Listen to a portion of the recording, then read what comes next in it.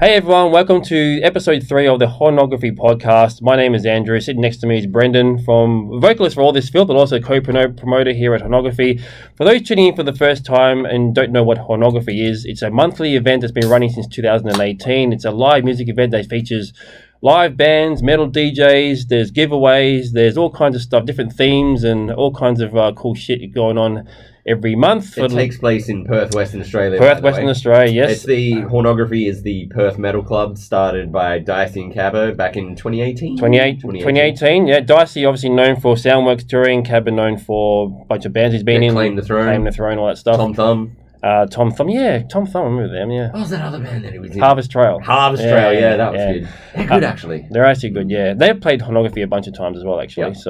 Yep. So that's what we do every month. The last weekend of every month, usually on a Saturday, but sometimes on a Friday, speaking of, which would be the next event on a Friday, which we'll get into in a minute. But in the meantime, let's talk about the last month's show, because that was probably one of our biggest shows we've done so far in the last couple of years, I think. Yeah, I mean, I've been saying to people that the turnouts at Hornography have been slowly getting bigger and bigger, and it seems to not matter what the lineup is, just people are keen to get involved. But I mean, it did help that we had a pretty rockin' lineup. It was the Buried Shallow. Dropping a brand new single and video. We had Mark here last month. That's right, yeah. We had a good chat there. And so Buried Shallow, Agamar. How good was Agamar? Agamar really good. First time seeing them, and they were really cool. I got to hang out with the... my second time. Was that? Yeah. I got to hang out and chat with the guys a couple of times, and they were really cool bunch of kids, I guess we could say. Yeah, young bands. Well, I was just thinking that there's a lot of really good, so like Buried Shallow, a bit more seasoned, and then you got Agamar, young guys coming through. Still quality. That was some quality groove metal, bit great. Progressive groove metal. If you I thought they were supposed to be branded as a sort of metalcore band. I kind of felt like there was a lot of groove stuff in their music. Metalcore, like Buried Shallow's metalcore. They like metalcore, but they're more of a groove metal. Yeah, but either way, like no shade. That was great. Toxic Volcano as well. Toxic Volcano with their opening band. Purity was good. They brought a bit of a crowd and were probably the heaviest band on the night. That was like metalcore for me. Everyone says hardcore, but I mean it was flat out breakdancers. Deathcore, metalcore, yeah. But either way, it was a cracking night. And, really good turnout. Good mix of crowd, like different sort of younger crowd there with a lot of the old heads as well. So it was a good sort of mix, which is exactly what we wanted to try and do. So thank you to everyone that came out. Come out to next month as well, because it's going to be just as good, if not better. Yes. We're looking to go from strength to strength here at Hornography, so get involved. Yeah, it's going from strength to strength. So that was a great night, and like I said, it's just a fantastic turnout. So thanks to everyone that came out to the show, and thanks to all the killer bands as well. So check those bands out. If you missed it, that's your bad luck, but you can always catch up with those bands on the socials, and they'll have more shows coming, and we'll keep you up to date with that. They actually the first three bands actually all had singles and videos and stuff, so you check that out on their social media as well. So if you want to check out some new music. So apart from that, there was a bunch of other gigs that happened during the month of February, and also in the first week of March, I guess. So what did you check out this month? What did I check out? Other than that, oh my God, what did I check out? Recently, I went to the Allegiant gig. Oh yeah, how was that? This past Wednesday night at the Rosemount Hotel. Always good sound at the Rosemount Hotel, featuring Ashen and Neo Mantra. Shout out to those guys and Shannon from Ashen and that. I went there on the Wednesday night, and it was it was a really good gig. And I've seen a lot of chatter in the local metal scene about how the turnout wasn't great. And I'm like, we're looking at about 100-ish odd people. Yeah. Wouldn't be more than 120. Let's say that Hornography on the Saturday definitely had a bigger turnout. Given that it was a Wednesday night, though, in Perth. It's a tough sell. With Allegiant, pretty extreme sort of niche band. Definitely more of a sort of. I remember listening to them years ago and didn't realize that they were still around actually. So, but they were good, and I thought their turnout was fair, because like I was saying to you before, I've been to a gig on a Tuesday night in Perth, sick of it all, and there was like 60 people there. I've been to some like that as well, yeah. So, I mean, it's swings around. I mean, they probably would have lost money coming here, so thank you to your mate Bookins for bringing them here, and thanks to Allegiant for coming. They still had a good time, they still put on a good show, as did Neo Mantra and Ashen. Solid bands. Cool. And I was really impressed. The sound was excellent. They were so professional, Allegiant, that is. So tight. Yeah, they're sort of like a tech death band. Technical melodic death metal, I would say. Yeah. And yeah, just over the top, insane musicianship. The drummer was off his chops, man. Like, just so good. I think that's what got me into them the first time, because I was super into all that tech death stuff for a while, and they were one of the bands that sort of came along with the sort of ride, you know. And yeah, it's amazing that they're still around doing stuff. Yeah, and the lead singer, I think his name was Ezra. I bumped into him in the car park after the gig. You know me, car parks and alleyways, baby. Yeah. I'm always there. I guess they do the same thing then, I guess. Well, yeah, I mean, that's what you do. That's where the most interesting people are after a gig. Always hit us up, car parks and alleyways. I've always got flyers and stuff for gigs. Well, after the last Hornography, we were hanging around till after 2 o'clock in the morning. We definitely were, yeah. The other show, which I did not attend, but I was planning to, and I just had other things on, was the Spliffs and Riffs. That was the day after we had Hornography. Yeah, I didn't make it to that. Yeah, but a couple of people said it was really good. A great turnout as always. Yeah, I know a lot of people went and said it was a great turnout, great show. I mean, that show does well every year anyway. Every year, so. Maddie James has brought that up from basically a local festival to now there's like Boris international bands and all sorts, and apparently it was a great night. A lot of people hit me up like, why weren't you at Spliffs and Riffs? I'm like, why weren't you at Hornography? Yeah, we had the gig the night before, so I mean, some of them went to both. True. People, in the car park after Hornography, people were like, you going to Spliffs and Riffs tomorrow? Man, I got no money. Yeah, I know. We're all... I would have gone, but I just had other things to do, and it was just it was one of those things. It was bad timing, really. Otherwise, I feel like if it was a week after, I probably would have definitely gone. Definitely, I would have gone. Yeah. What else? Was there anything else you went to at all? Because I don't think I actually went to any other gigs during the month of February. I can't think. Well, because January was so packed. It was, yeah. We're kind of burnt out. Froth and Fury and like Head P and Non-Point. Well, that was early February, but like tons of shows. Tons of shows. There were so many shows. I mean, there's still a lot of shows. Like I said, get around all the local shows going on because they're there's tons. We should actually get into all the gigs coming up. But before we get into that, we should probably mention, because we didn't mention it in the last episode, was Sepultura doing their last ever show here. I can't believe somehow I'm a massive Sepultura same here. fan. I can't believe we missed it. We forgot to mention it. March 20th. Now, by the time this episode drops, the show would have already come and gone, but we can at least talk about the fact that...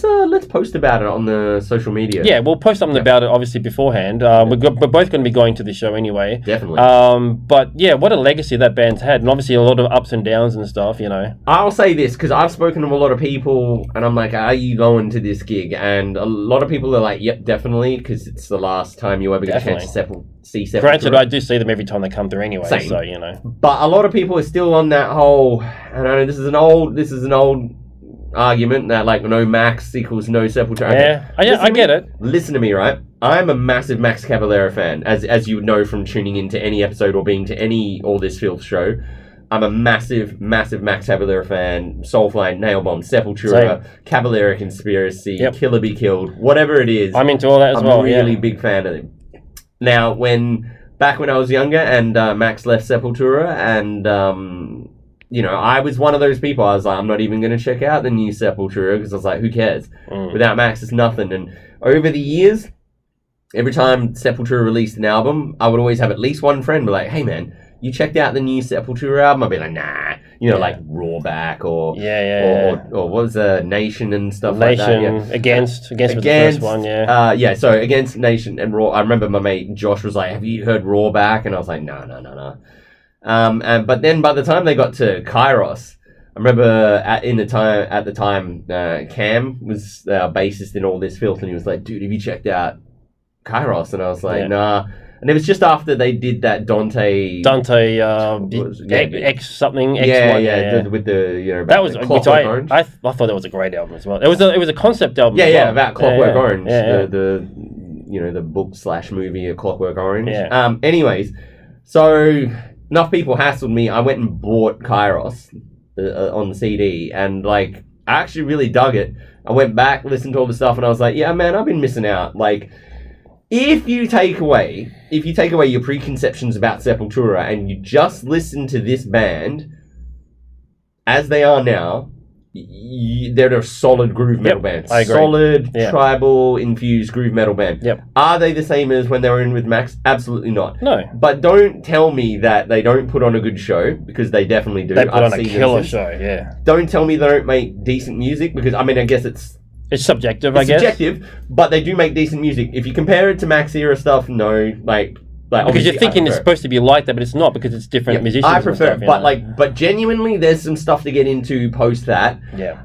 They've had a whole career since Max left. Max and Igor obviously have now. Derek's been in the band longer than when Max was in the band. Oh, well, Max has done more Soulfly albums and he's got Sepultura albums exactly, now, and so on and so forth. So, and like, more power to both of them. Like, by all means, you just got to get on with your lives. Yeah. So I get it, but a lot of people I know are still on that whole, I'm not going to go see him. And I was like, that's a bit disrespectful, because at the end of the day, they still had that legacy. They've got the legacy post-Max as well, which is still worth celebrating, by the way. Even if they're a solid band, and they're great guys. I mean, it's still half the members are from not the original guys, but certainly like when they sort of... Oh, look, man, Derek Green's, like, people give Derek Green... He cops a lot of shit for not being Max Cavalera, basically. But he's been more consistent as far as his vocal stuff, Okay, I'm not going to say I love Max Cavalera, but... Yeah, but his voice is not... he's not, like, agent-wise kind of stuff, but, like, Derek's voice held up very well over the years. You might not like his voice style or his vocal style, but his voice, as far as like the ability to actually sing in that style, has remained exactly the same from day one. It has not changed at all. Let's say he's been a great vocalist, even though it's a bit, this is what I was going to say. Is Derek Green is a good frontman and a great vocalist for... He doesn't have the same stage presence as Max, but he's not Max Cavalera, and I think it was... They were on a hiding to nothing, because you have one of the most iconic vocalist frontmen in metal, and then you've got to replace him. Which is hard. It's a hard thing. So what do? Do you try and get a carbon copy, which is just going to fail? Everyone's like, well, it's like Max Cavalera light. Or do you go someone totally different, which is what they did, and then they got scolded for that as well, because he's not Max Cavalera. It's a no-win situation, It's a no-win situation. Yeah. Derek Green has had but I don't think Derek Green gives a shit, because he's had a career. Yeah. And so has the band, and they've made some good music, some good art, and they're about to call it quits on their own terms. Maximum respect. Yeah. End of story. I was actually surprised when they called it a day. I was like, yeah, no, right. Why exactly? Have they stated why exactly they wanted to call it a day? Or? I don't know. Like, they are getting on, but there's a lot of bands getting on. Yeah, but they're not exactly the oldest band that's still floating around. So I mean, Iron Maiden's still going. I mean, funnily enough, they just released an EP as well. Yeah. Just like, is it out yet? Yeah, it's out now. I think it's out now. Wait, is it out? No, I think they've released the single. Oh, they released a single and then the EP's out. The EP's coming out soon, yeah.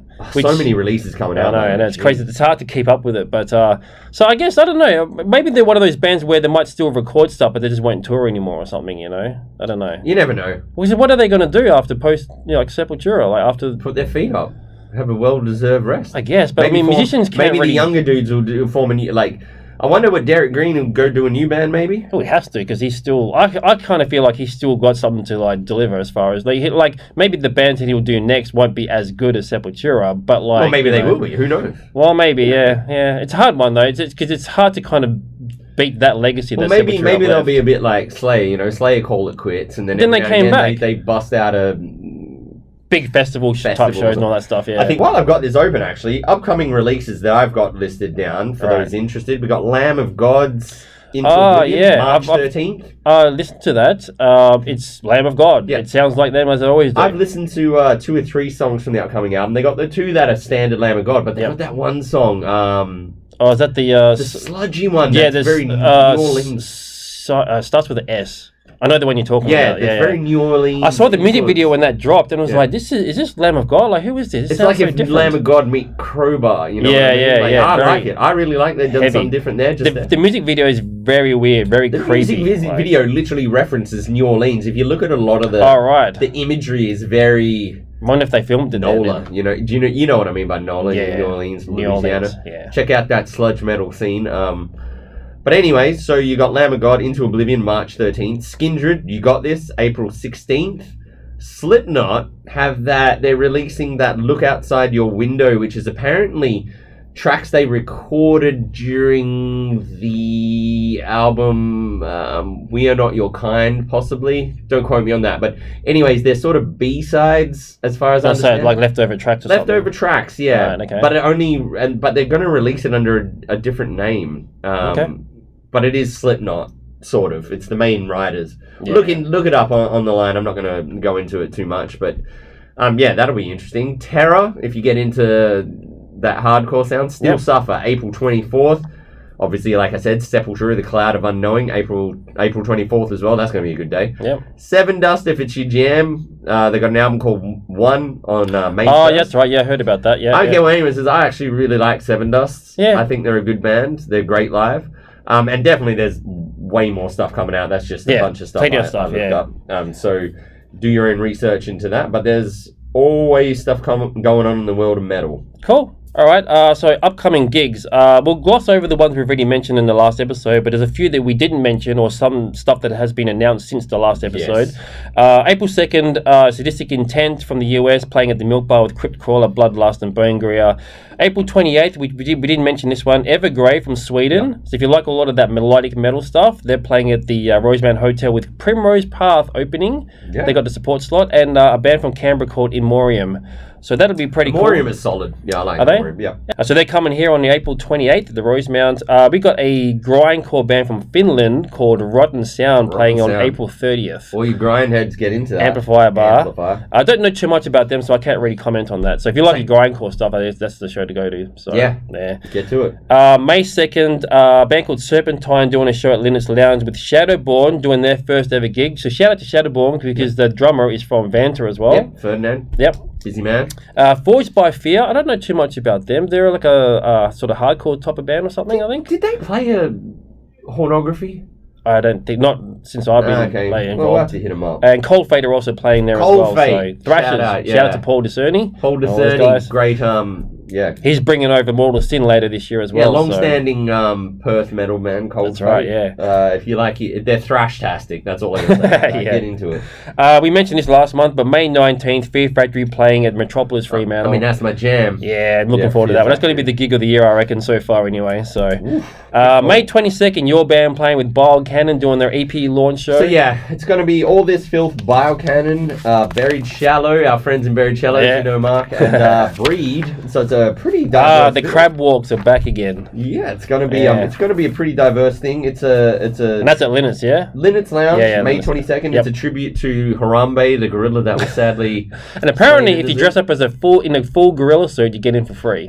I got told this after we accepted the thing, but yeah, apparently if you dress up as a gorilla, not a half gorilla suit. Like, not gorilla face. Yeah, we don't want to see any black face with ears or anything like that. No. Like, allegedly, a whole gorilla suit. Like, it might be cold enough to dress like that. But either way, if you want to get in for free, do that, or you could just pay the ticket. Pay the ticket fee. That's what I would do. Won't be that much. It'd be like $15 to $20, I think. So it's $15 pre-sale. Pre-sale. We'll put a link up somewhere, and $20 at the door, I think it is. But Linux Lounge, I haven't played there in a while, so looking forward to it. And again, for all this Filth fans that have been hitting me up, that's our next show in Perth. There you go. Hit us up, because I keep saying this, we are playing less in Perth these days. We've got plans to go over east and such later in the year, which we'll announce later. Yep. But hit it up, and it's going to be a cracking show. Sweet. All right. May 26th. Here is the thing. Is it Ensiferum or somebody settled this for me? I say Ensiferum, and you say Ensiferum. Which is it? Let us know in the comments. Either way. I don't know how you're going to do that because it's going to be written. Just Brendan's right, Ensiferum, or Andrew's right, Ensiferum. just figure it out, I guess. But they're playing at Amplifier Bar, and they're from Finland or Sweden. I want to say Finland. I think so. Yeah. They're from somewhere in Scandinavia anyway. So yeah, and they got that. It's sort of like melodic death metal or something. I think it's like Viking related. Viking metal. Melodic folk metal. Folk metal. Yeah. All right, so that'll be interesting. I think that's their first time here as well. So I don't know. I think they've been here before. Have they? They've been to Australia before, I'm pretty sure. Probably don't quote me on that. Let us know, people. They've probably done the East Coast, haven't they? May 31st, which will be a Sunday, so obviously the day after will be a public holiday, is Death Fest at the Rosemount Hotel. Perth Death Fest. And there's some international and interstate plus local bands all playing that one. All the way from the States. Yeah. Earthrot, who are technically Perth, but I guess they're based in Melbourne. Perth and Melbourne, Perth and Melbourne based, yeah. And obviously our mates in Ashen, Crypt Crawler, Neo Mantra, Sun Eater, Depravity. Yeah. That'll be good to see them. Banished Realm. Yeah, my boys. Shout out to my main Jared and Lee. Banished Realm. Twin Serpents, Alosa, and Munitions, who I don't know. Munitions are a solid band from Victoria, so that'll be a good show. Perth Death Fest. There we go. Day of death-related metal, so get on down to that. Pretty heavy day. That's going to be another long day, like spliffs and riffs as well. Yeah, so. but I mean, it's worth your tickets. Like, just look at the lineup there. I know, yeah. Come on, man. That'll be probably a multi-stage show as well. So there you go. At the Rosemount Hotel? Yeah, it's the Rosemount Hotel. If it is a multi-stage. I don't know. Don't know. I'm not 100% sure. All right, because I know the spliffs and riffs there was like 2 or 3 stages I think they had set up. So what, in the one room, or did they use the? They had. I know they had like the main stage, and they had the back where the merch normally is. Okay. And then I think there was a third stage, but I don't know. 459. The 459. That's right. Yeah. Yeah. That's where the other one was. I was going to say they couldn't really do it at the beer garden, really. I mean, you could, but it would drive the regulars and annoy the locals. Yeah. Which doesn't take much to annoy the locals, to be honest. So yeah. June 13th, Heavies and Bevies. Heavies and Bevies. I think it's the 3rd iteration of that festival. Don't quote me on that. Yeah, the 3rd year he's done it. Yep. That's obviously Ferdy, who's going to be our guest for today, who was from Vanta. Yeah, they set it up. And we've got an interstate band, 2 interstate bands coming through for that one. Yeah, so our boys in Disgust, Queensland, we've toured with them over in Queensland, and the first time they played Perth was Filthy Christmas. That's a couple of years ago at the Rosemount. Yep. Fantastic show. Oh, fantastic great band. guys. Yeah. Get out and support Disgust. They've just dropped an EP, which is fantastic. Cool. So June 13th with that one. I Choose Violence coming in from South Australia. I've heard of them, but I don't know too much about them. No, I don't know them either. So I'm looking forward to seeing that. Yeah, that should be good. And obviously Vanta playing Buried Shallow. Dirty Work.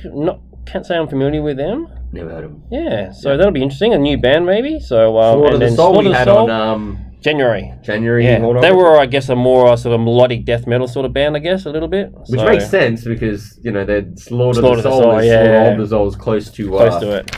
At the Gates, which recently released a new album. That's right. Yeah, I guess they're continuing on without Well, they're going to release the stuff that they recorded. Oh, so it still had him on the vocals then? Yeah. Right. Yeah. Okay, that makes sense. Apparently, the album's been in the. I was listening to Andrew Hogue the other day, and apparently the album's been in the can for like a year. Right. Okay. Also, while they were, So this would be his legacy, the last album. Yeah. Well, so they recorded it before he went in for his surgery, knowing full well that he was going to have difficulties post that, having to. So yeah. Sad. It is, yeah. Sad. I got to interview him once many years ago, which was when they came back after their long sort of extended hiatus, and they seemed to be very excited about coming back. It was obviously a number of years ago now. He was a nice enough guy, just a legend in the business, and obviously they were hugely influential in the melodic death metal scene. Massively influential to the Gothenburg sound. Yeah, huge. That's and I always say, you only regret the gigs you didn't go to. This is me, regret. Oh, yeah, because I saw them at Amplify Bar years ago. Yeah. I did not go. Yeah. Because I'm an idiot. So yeah, but I mean, it is one of the things. You're right, though. Like, you never know what's going to happen around the corner. So you never know when they're going to come back, if they're going to come back, and if the people are going to still be alive. Like, hopefully they will be, but at the end of the day, you never know. You never know. So, shout out to At the Gates and a tribute to Thomas Lindbergh. There we go. All right, June 14th, I Prevail. Wait, you missed June 12th. I'll quickly mention this. Oh, sorry. Sanguiza. Oh, yeah, that's right. At Magnet House. Yeah, I don't know how to pronounce that. I don't know how to pronounce it. There's another band on the bill too. I can't remember off the top of my head, but they're a slam band from the States, allegedly. Okay. And where is that? It's sold out. Where is it? At Magnet House. Magnet House. It's sold out. It was at Amps, I think it was, and they've upgraded the venue. Right, okay. It's sold out. They're buzzing. Get your tickets to that, apparently. Okay. Well, we can if it's sold out. No, it's sold out, and then they upgraded the venue. Oh, okay, so there's still tickets available now, so get onto it. If slams your jam, Slams your jam, Slams your jam, get on it. June 14th, I Prevail, Imminence, and Invent Animate. Which is at Red Hill Auditorium. And that's huge. That's huge. I've never been to that venue. I've never seen a gig there. Neither have I. No, neither have I, actually. So I'd love to go there, because apparently it's in a really nice, setting up in the hills, I guess, somewhere up in the hills. It is. Red Hill Auditorium, So apparently it's good, yeah. There you go. We'll quickly mention, as we mentioned last month, Mortal Sin coming back June 20th at the Milk Bar. Yeah, Legends. Killer lineup. Legends, I was listening to Andrew Hogue last week. Oh, yeah. And he replayed the interview he did with the guys from Mortal Sin at Froth and Fury in Adelaide. Oh, right, yeah. And I didn't realise how big Mortal Sin were back in the day. I mean, they supported Metallica and all that kind of bands, Yeah. But I did not know that they've done European tours and that they're going to be doing European tours. So get out to June 20th, Mortal Sin Yeah, don't at miss the that. Milk Bar. Hidden Intent, also that's Thrashtastic From Adelaide. Adelaide. They've got the whole thing with the drop bears and all that as well. So Cold Fate, obviously they're setting it up. Shout out to Paul Discerni. Yep. You know, like I said, Thrashtastic from WA. 9 Foot Super Soldier. I haven't seen them in a red hot minute. Yeah, we've been trying to get them onto a Hornography show and scheduling and stuff just hasn't worked out. So Party Thrash, get on that. Yeah. Psychonaut, oh my god. Like, legends in the business. They've been around just as long as Mortal Sin almost, I think. So they've been around for a while. I mean, they've been around as long as I can remember being in the scene. Yeah. Mark Vataman and all those guys. Yeah. So Psychonaut, if you like thrash and Star Wars, get into it.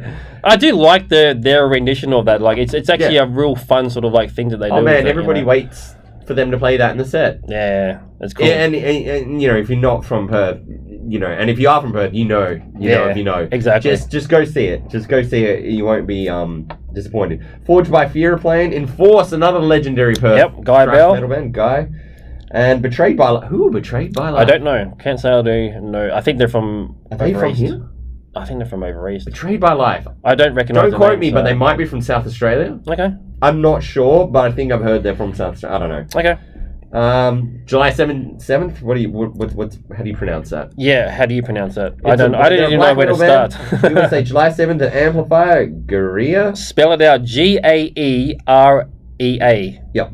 I get the feeling they're kind of very sort of atmospheric, dark black. That's from what I've read. Yeah. So yeah, go check that out. Support them. They're coming all the way to Australia. And we'll probably have a couple of tickets to give away at one of the future at Hornography. shows. We definitely have tickets for that, and we'll have tickets for Heavies and Babies and Mortal Sin as well. But we'll announce that a little bit later. When we got tickets for everything coming up. So come to Hornography, get involved. Yep. Come talk to us. What else we got? So July 16th, Cradle of Filth and Devil Driver at the Astor Theatre. Yeah. Let me tell you something. I like Cradle of Filth without loving them. My partner bought me a ticket the last time they were here in November of not last year, the year before. Yeah. Fantastic. Yep. Fantastic live. I've seen them live before. Time. I'm there for Devil Driver. I mentioned it before we started the show that like the first time I got into Devil Driver, they were supporting Fear Factory. I forget what venue it was now, if you remember. Metro Frio. Okay. And I knew the band because of Des from being in Cold Chamber. Yep. So I was like, I already had preconceived notions of like what I thought what I was going to expect. And then they played, and I was like, holy shit. Was that the one where Des had to stop the song halfway through because the sound was shit? Possibly. Yeah, possibly. I remember that. Because it was on the second album Run. That's what I think they were promoting that, or maybe it was the third album. You know, it was like 2006, 2007. I'm pretty sure it wasn't on the Fury. I think it might have been on the Fury of America's Hands. Because that was the first album I got into, was that second album. Yeah. So, and I think that's why I thought that was the cycle that they were on with that particular tour. But yeah, I was there for Fear Factory, and then just saw Devil Driver, and I went, shit, I got a new band to listen to now. Yeah, they were fantastic. Do you know what? On the East Coast as well, they had Dry Kill Logic open that show, and I really wish I'd gone across because I love Dry Kill Logic, but.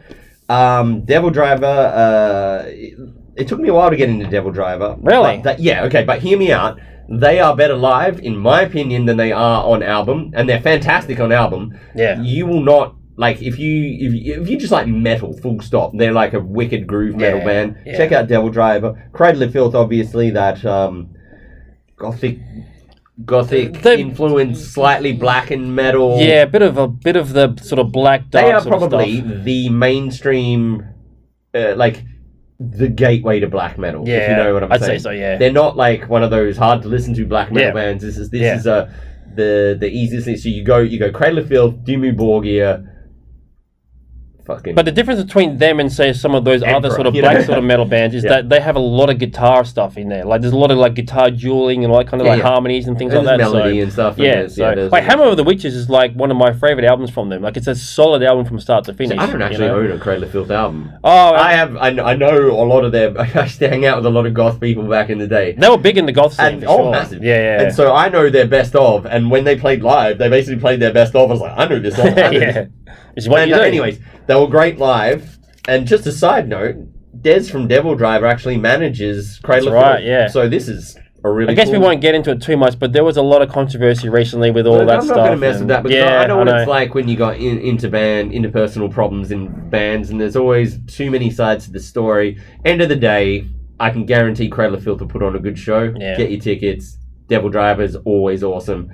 it's worth your money. I know it's a lot of money because it's like $120 just for your standard tickets. That's worth it. But for 2 headline bands.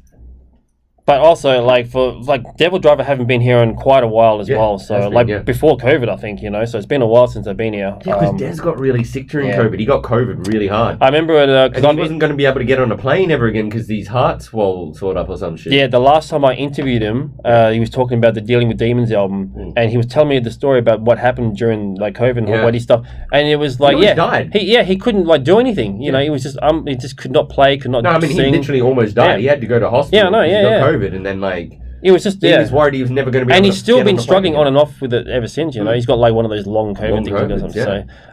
So it's really cool that they're finally making it back here again. So and at the Astor Theatre, that's a brilliant venue. Yeah, I've never seen Devil Driver in a big room like that before. That's going to be cool. Yeah, I've already got my tickets, so get your tickets to that. That's going to be dope. Tuesday, 1st of September. Skindred. Oh, that's right. Yeah, that's the I'll other one. Just shout that one out. Skindred. I wasn't a massive fan, but I got into them when I saw them open for Max and Igor do Return to Roots. So I saw them as well. And they're a great party band. If you're feeling a bit down, check on some Skindred. Go to this gig, have a bit of a party, jump up and down. Bit of a Jamaican fun fest. It's they're from Wales actually, but yeah, they're not from Jamaica. Caribbean influence because you're Benji Webb and such, but. Yeah, it's party. You got your reggae, metal, rock, little bit of rap, but just check it out. Have an open mind, check it out. If it's not your jam, that's fine. Yeah, they literally have a song "That's My Jam," which is actually pretty funny. Well, there you go. It's good, but they're solid live, so you'll have a good time. Cool. And then October 14th, Catatonia. 11th.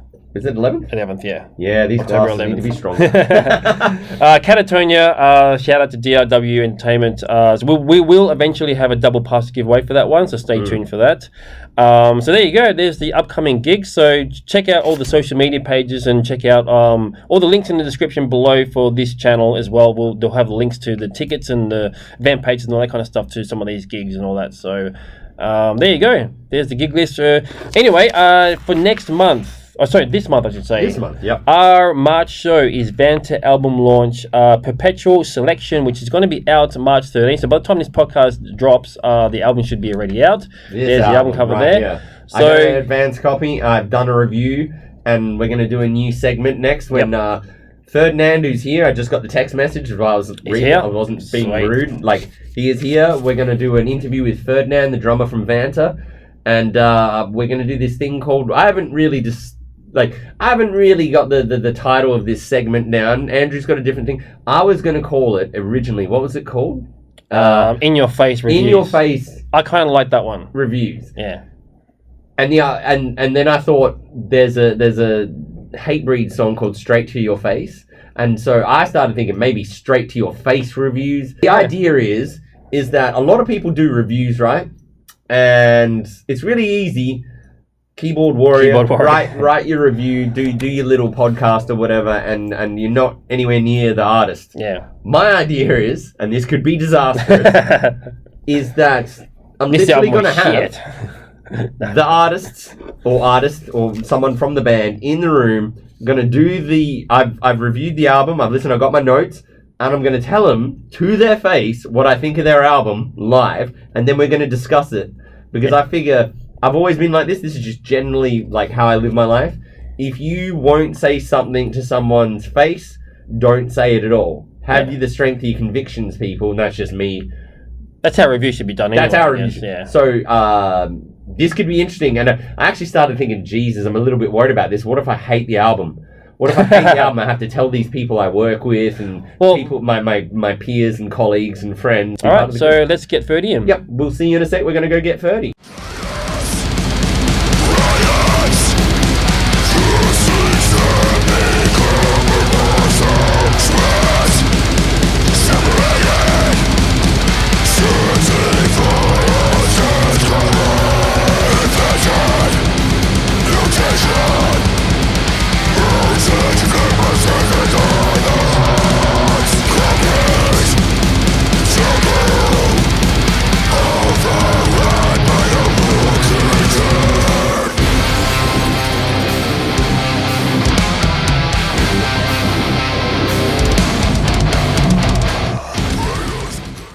we're back. Hornography Podcast, episode 3. Yep, for the month of March, 2026. 2026. Upcoming this month, we have the Vanta Album Launch. And to celebrate this fact, we have Ferdinand from Vanta. He's the drummer. Yep. And we're gonna interview him, and we're gonna do this new thing. So we're going to start with the new... Okay, let's go. I'm gonna do this. So All right. I've got this idea. You're the guinea pig here. Stay with me here, people. We're going to call this straight to your face reviews. Basically, when I can get an advance copy, and I did. Thank you very much to Ferdinand. He gave us an advance copy of the new Vanta album. When is it out? The 13th. So it'll be out. What's it called? Yeah, It'll be out by the Perpetual Selection. Perpetual Selection, Yeah. 13th of March. It's coming out before this episode drops. Before this episode drops. It'll be out, yeah. So yeah, we're speaking to you from the future. Yeah. So before this episode drops, but if you don't have this album now, go get it, and then come to the album launch, which is March 27th, Milk Bar, along with Alosa, King Zog, and Krailbone. Perpetual Selection, 9 tracks. What was it, like 49 minutes or something like that? Something like that. 49, 50, 40 something minutes. Okay, just under an hour. 50. I remember it was just under an hour. Firstly, I'm going to start with CDs. I got the CD version, and I haven't listened to a CD in a while, but I love CDs, and we were discussing this because metal is probably the only genre where CDs are still relevant. It is. It always has been. Yep. It always has been. Yeah. I think it's a good idea. I like the artwork. Who did the artwork? I actually did the artwork. nice. We do everything DIY in-house, so... We all have to. I mean, Cool. yeah. So what is it supposed to represent? The Perpetual Selection? I guess it's some kind of nature, Yeah. biological thing. So, I don't know if you guys heard the song Sacred Light yet. Yep. The album cover itself is actually based on that song. So, to answer your question, that Oh, he's come artwork, prepared. I dig this. we kind of explored with just different ideas that revolves around the album, like sort of talking about the events that are unfolding around us and things like that. And Sacred Light in particular, the central, core concept of the song, it's kind of exploring on the idea of that, religious visions of angels might actually be an encounter with a cosmic entity, and we kind of like an alien. Yeah, so It does have an alien sort of vibe about it as well, actually. It's supposed to be like a fallen seraphim looking thing. So we're trying to blend the whole biblical imagery with cosmic horror sort of vibe. Right. And the idea of that song actually stemmed from this question in our heads, which was, what if the things ancient religions called angels were actually something far more alien? And I've heard that concept before. Yeah. we were worshipping maybe darkness this whole time rather than what seemed light, and this is why all the shit happening in this world is happening, and Interesting. maybe we're tapping into something really dark. Yeah. Possibly. Yeah. I don't think anything happening in this world is alien, though. I think people are just, most people are inherently... there's a lot of inherently bad people. There's a lot of really good people in the world, too. Yeah, it's easy to kind of just blame something else or someone else, whatever. But at the end of the day, Interesting concept because... it is, yeah. I mean, I've been reading some of this stuff, actually, that whole idea. That I've heard this before, so it's not new to me, and it's a very interesting idea. Well, they say that about the pyramids in Egypt, how could Well, do you know what's happening with that stuff? Not to get out of topic too much, but have you heard... That's a whole other podcast. Have you seen what they've discovered underneath the actual pyramids? There's 2 kilometers of coils and stuff going down underneath the ground. Yeah, well, that's what they're saying. That's they're saying crazy, that people possibly couldn't have built these Not things. at that time with primitive And so, tools. the theory is that they're, visitors from another world have come down, and that's what they believe are the gods. Either that, or humans we think they were the dumber, but they're actually more intelligent than we actually give them credit for. Well, that, I was also watching that show on Netflix, Ancient Apocalypse, at the time, too. Okay. And that kind of made my mind kind of open a lot of tabs, and which is why we ended up writing this kind of song. And also, particularly myself and some of us in the band, we grew up in a religious household, and some of us grew up being Bible bashed and stuff like that. So a lot of the ideas and questions in our head kind of reflect on our past and things like that. So the whole idea with the artwork as well, how it's this demonic looking angel with many eyes and many wings and stuff like that, it's actually based on the visions like some of the apostles and prophets were having in the Bible, like the Ophanims, the Seraphim, the many eyes sort of thing. So I wanted to take that kind of concept, but then also Tien and I, we're heavily like involved in playing like Dark Souls games and shit. So we love the big boss sort of games. Yeah. And I kind of got that idea and just put it together. It's like, what if we just demonize this whole thing altogether and just make something really metal? It actually reminds me a little bit of the boss in the Resident Evil 2 game. In the train. Yeah. It reminds me of that when he comes then like takes over the whole train. It just reminds me a little bit of that, you know. So I guess if you're into all that kind of like gaming world and all the space and alien stuff and all that, you probably would sort of like maybe sort of get attracted to that kind of stuff, you know? Yeah, interestingly, you mentioned that. Transmore itself is actually based on the Resident Evil trilogy. Oh, really? Original, like, there you go. But yeah, we can get to that when you... Well, they just dropped a Resident Evil game as well, so... and like RE9 just came out. That's right, yeah. I haven't played it yet. It's just sitting at home, so I gotta get into that. I love my horror games, so nice, a lot of the themes come from games and pop culture. And so you did the artwork. Yeah. So did you draw it by hand? Yeah, by hand, purely by hand, and it was done on Procreate on the iPad. So I draw the lines, sketch it out. That's really cool. Yeah, share it with the boys and get feedback. Yeah. Took many reiterations, like. I couldn't even count how many hours I spent on it, but there was so many back and forth revisions because at the same time I wanted the artwork and not just the album, but everybody to kind of feel at home with it. Because we're a team, like Jesse, Tien, and I, we just want to make sure we're all happy with it. We can sort of like, like proudly sport the Vanta brand as well, not just being in a band, but like. In and out, like we want to be consistent. The concept and the vibe and everything. Oh, that's awesome. That's really admirable, and I really like the artwork. That's what I was going to start with, and we've gone on track. But yeah, the artwork is really cool. It's really cool, yeah. So definitely get yourself a CD, and I want to just touch on CDs. Given that it's the year 2026, and we've spoken about this outside of this, but like I'm going to bring it up. Why did you guys feel it necessary to press CDs again? Well, it's back, and I think, good music and a lot of us artists out there, and if you're listening to us right now, if you're an artist and a creator, there's a lot of algorithmic dysfunction right now out there. So doing the CDs was kind of like, a big fuck you to the algorithm. So we want to kind of strip everything back and just. Is it still going to be on like Spotify?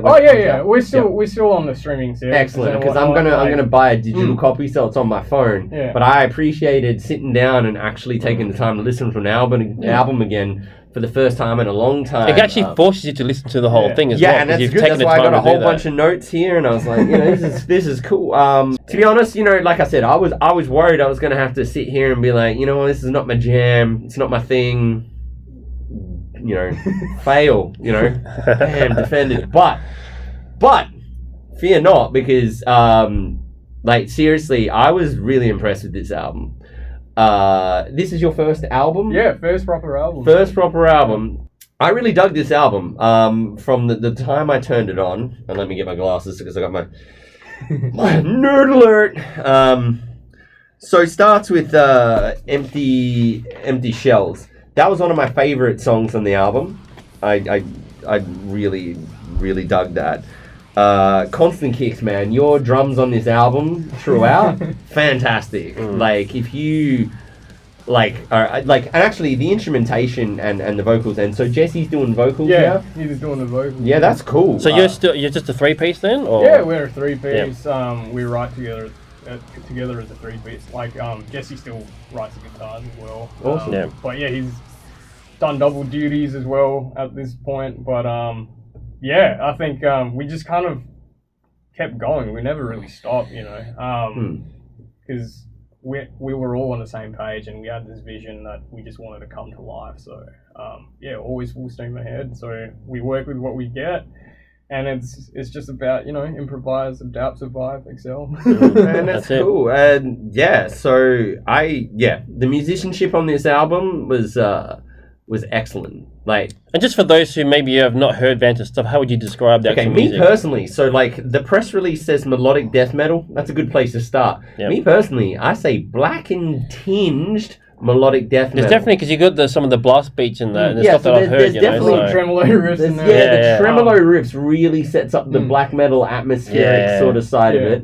And I dig that. Like, I'm not massive into like tech death or black metal, but I like that shit. So all the boys, like all of us, love black metal. Hey, like I think you can hear a bit of like the early 2001 Dimmu Borgir and you definitely. I was thinking that actually. Like Gore sort of like chord progressions and the riffs.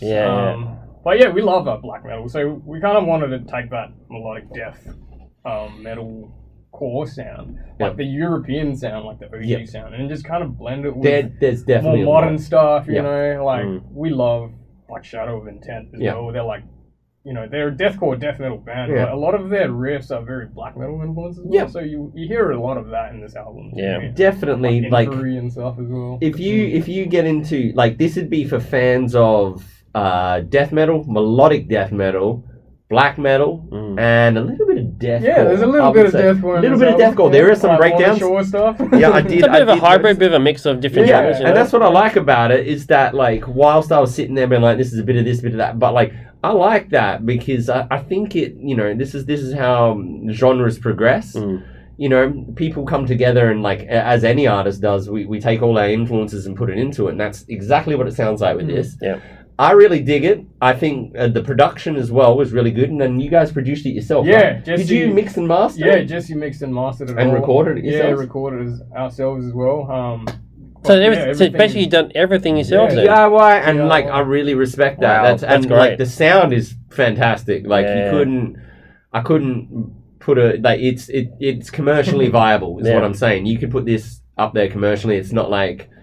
Cool. It's not like one of those, you know, it doesn't sound bedroom produced. We're kind of worried, it's like, but you know, Jesse's like, he's fucking awesome. He's like a production whiz. I mean, the dude went to SAE and studied that shit. I went to SAE, he knows his way around like sound and stuff. And I didn't really care about like audio production. I mean, I'm a drummer. I just hit things and hope for the best sort of thing. But like, you know, ever since he kind of joined the band, like, I've kind of grown an ear for, like, the audio production side. Nice. And now I'm really picky. When I listen to a record, it's like, Once you pick up those audio production techniques, it sort of ruins music for you, because every time you're like, damn it. Every time you hear an album, you're like, I wonder what they're doing here, or they should have done this, like, why didn't they do that? What have they done here? Or you go back to the, like, older records you kind of grew up with, say for, like, Slayer, Metallica, and, you know, all the old, like, Luciferian, they're great, like, symphonic, melodic black death sort of sound, like old school. But then you listen back to those kind of records, it's like, oh man, such a shame. I wish the production was really good. But then you're like, no, they were from a different time. Here's the thing, it's okay. Yeah, they didn't have the you know, bedroom. You kind of understand how you kind of start to like imagine what it would sound like if it was done now. And I think, you know, that's just an album is just you know, capturing that time and space as well. So exactly. I mean, a lot of those dudes are straight to tape, you know, one take sort of stuff is fantastic. But back to Vanta's album. So I mean, there's like I really liked Empty Shells.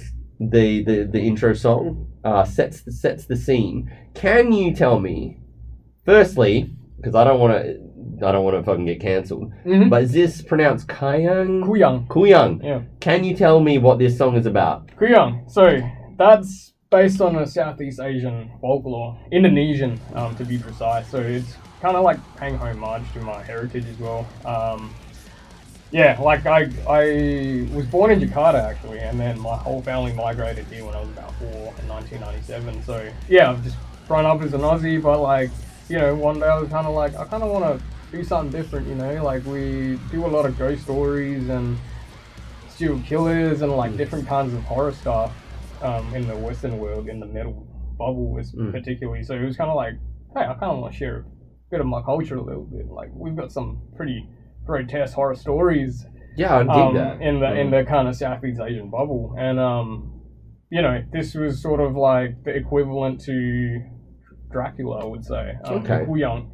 Just like a folklore. So kind of- Yeah. who or what is Kuyang? So the Kuyang there can be many Kuyang. So in exchange for immortality, there's a particular village in Indonesia.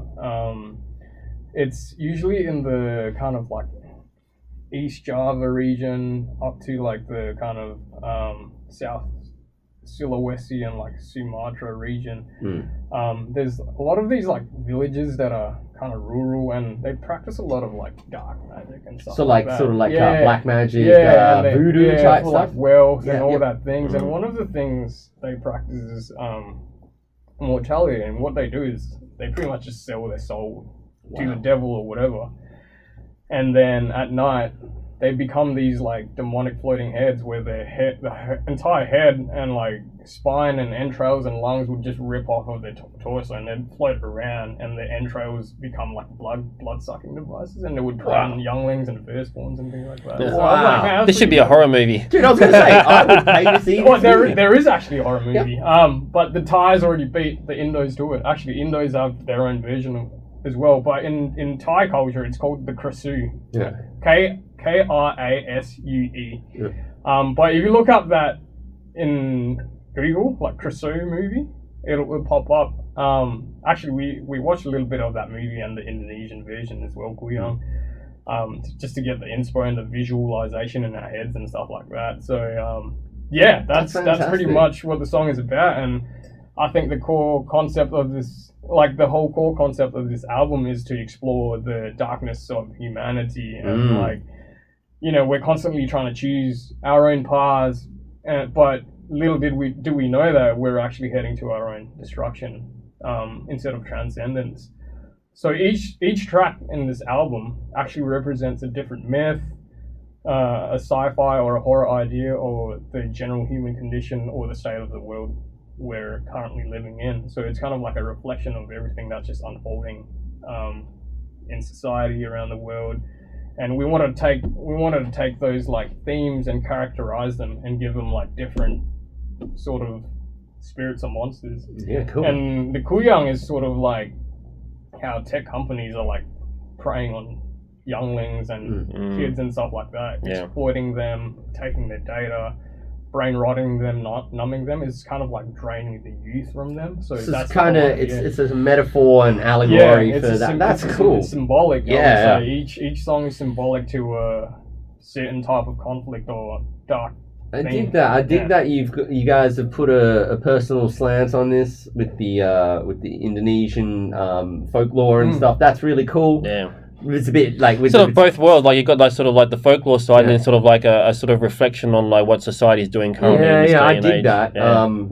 Because like I always say, if it's not from the heart, it can't be art. That's right. Yeah. And Would you I say think it's a bit of a conceptual album? Because it sounds like it's a bit of a somewhat concept going on with like a running or sort of recurring theme throughout each song on the album, judging by what you've sort of mentioned. Yeah, you know. yeah, absolutely, and they all tie in together. So, Yeah. In a nutshell, the idea behind it was like, let's make monsters, and let's bring them to life. And I think what they've done through that, to use a bit of a pun, has made a monster of an album. There you go. Yeah. Genuinely.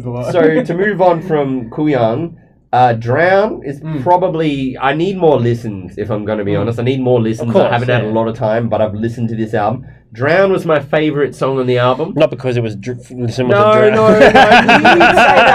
no, you'd say that. You're like Brendan with these all this filth connection. Like Drowning. No, Drown was my favourite song because it had a really catchy chorus. I wonder how many bands have the song called Drown. Oh, maybe we should start a festival called Drown Fest. Drown Fest. All the bands in Perth. There's have songs the called Drown, yeah. Just plays this, Drowning or Drown or Drown with Me, and Oceans and Omens has to play that show as well. yeah, they're all about drowning. Drowning and dying in the ocean. Okay, so Drown, I really like the chorus in it. So I mean, like we say, there's blackened vibes in this. It's melodic death metal. So I can hear like that. Like you said, European, Swedish influence melodic death metal. I'm talking early Soilwork, early In Flames, early just rack them up. There's so many of those great bands. Sort of yeah, exactly. Like I'm on a Mars sort of vibe. There's great melodies throughout this, so it's not Like, I like the fact that there's that black metal tremolo, and then there's melodies to accompany that. So, you know, there's bits of catchy bits that you sort of can latch onto. Sort of like the early Trivium riffs in there as well. Yeah, we love Trivium. I think they're an all-time favourite for us as well. Yeah. And so, I really dig that. Because it's the songwriting structures as well, really well done. Because I find a lot of extreme metal can sort of just become riff soup. You know, a little samey kind of thing. Here's a riff, here's a riff, and then there's no reference to any parts of the song, but they've got solid structures which leads you back into good choruses. And Drown was my favorite chorus on the album. Okay, cool. It's catchy. I can't remember it off the top of my head right now, but the lyrics were good as well. Sacred Night, Alchemy, good songs. Stillwater, solid. Transmorside was heavy as shit. When it hits you, it's just like boom, it's straight in. Because there's a couple songs on this album where there's some melodic intros as well, like really melodic intros, and then it hits you, but they create atmospheres.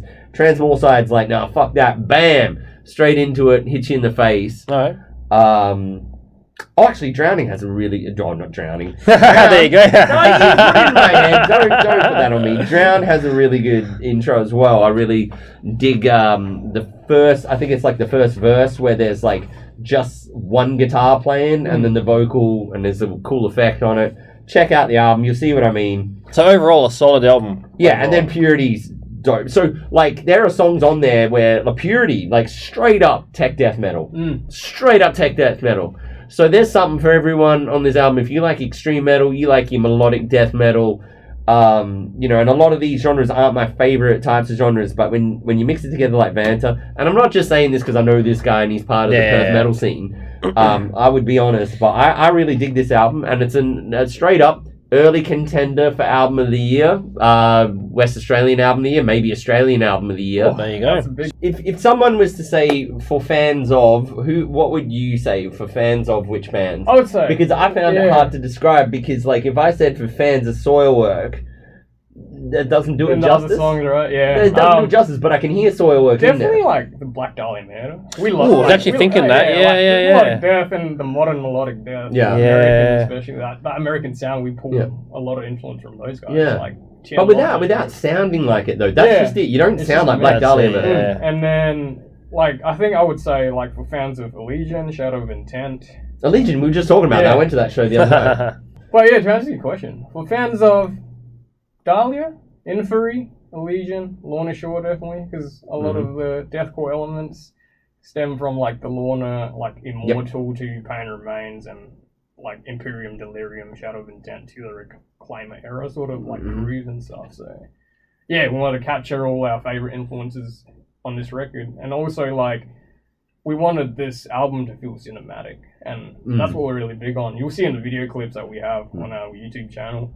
Like, every track has its own world sort of thing. Like, even to the sound, like ambience and everything. Yeah, I really dig it. Cool. I highly recommend it. If I had to give it a number, it'd be somewhere between 8 out of to 10? 10. Yeah, 8 out of 10 to 9 out of 10, like, depending, you know, because it can change.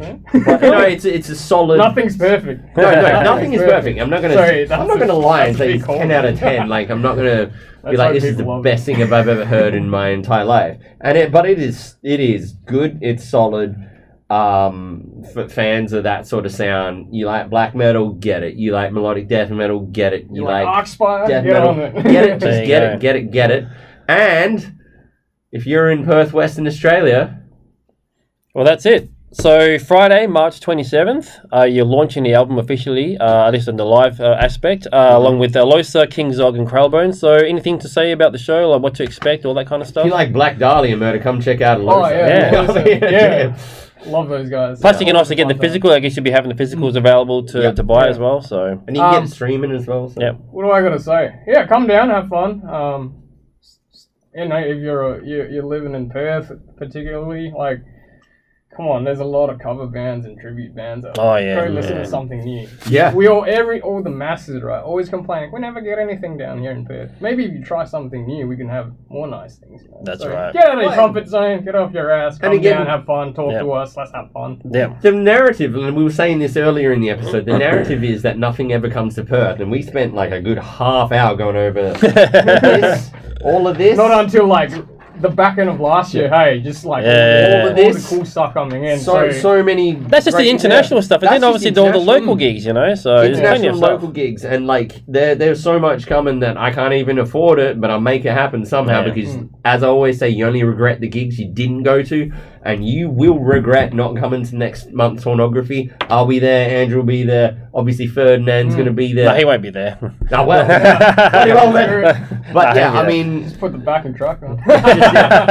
Jesse, you're all over that. Get this album. Get out to support your local scene. Yep. And before we we've got to wrap it up. Okay. What do you guys got coming up post this?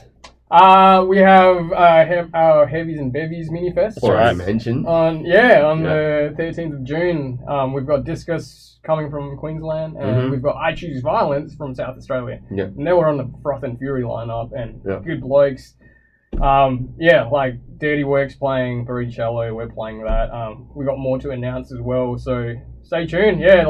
Follow our socials, keep an eye out, and support all the bands out there. Support Hornography. Really cool talent out there. Yeah, especially in Perth, Western Australia, Australia as well in general. We punch, like I say every episode, we punch above our weight. So many good bands. If you guys got anything different to say about this album, come fight me. I'll be at Hornography. Genuinely, come discuss it. That's the great thing about Hornography is we can talk about metal, and this is what we're doing right now. So all I want to do is talk about metal and promote metal and go to metal shows. So, but at the very least, come down to the show, check out Vanta, and then if you like what you hear, then obviously you can go out and buy the CD, grab a shirt as well while you're at it, and then we'll probably have a couple of giveaways, right? We'll probably give away a shirt, a CD, and a shirt, and all that stuff. Speaking of merch, pre-orders are available now. So if you jump on our vantametalofficial.com website, make a pre-order, you can pick it up at Hornography, or free delivery anyway. But there you go. All right, so I think we'll wrap it up right there. So thanks for coming in and chatting to us. Thank you so much, Brendan and Andrew. My pleasure, dude. And it's an honor to chat about this stuff and just talk about the layout of the scene in general and where it's at. And it's good to know it's growing very well. What do you think of the scene in Perth? Just before we wrap up, like, are you keen on the scene in Perth? It's definitely gone a long way, but we can do better. The gatekeepers are starting to die out, which is great. So let's keep it that way. Let's just have fun, man. Heavy is heavy. So that's come together. Come on down. It's like I always say, come get involved. You'll make some new friends. Worst case scenario, you'll talk to people about metal and have a few drinks and have a good time. Like, that's it.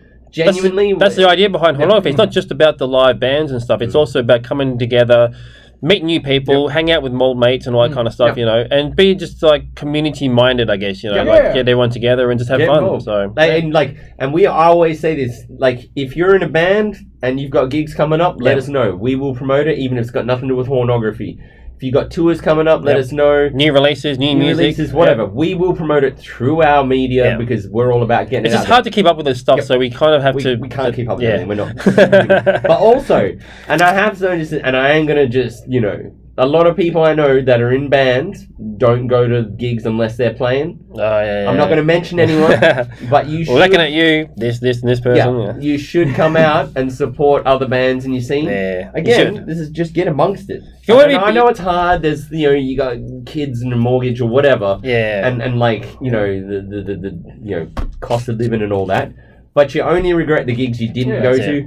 Get involved. And Hornography, man, it's only $15. Come on. Exactly. $15. Seriously, get your pre-sale tickets. $15. It's worth it because it's $20 at the door, which is still worth it. By the way, definitely. We could easily charge more for the show that we put on, especially the quality we got. Especially next month. But the whole idea was always to keep it cheap and affordable for everyone to come down. Come on out, support these bands. So so right again, Friday, March 27th, with Vanta, Alosa, King Zog, and Kralbone. So there we go, episode 3 done and dusted.